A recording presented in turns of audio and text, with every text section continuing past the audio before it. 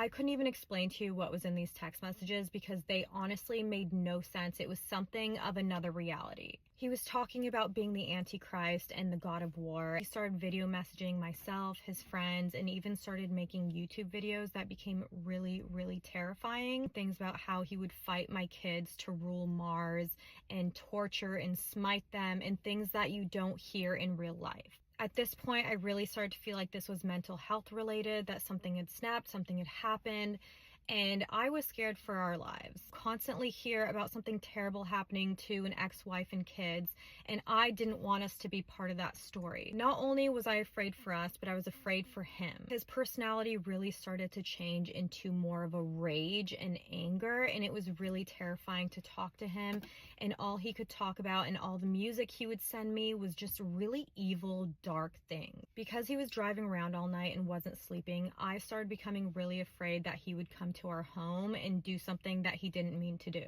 I will share some of the text messages on my Instagram story just so you can get an idea of what was going on.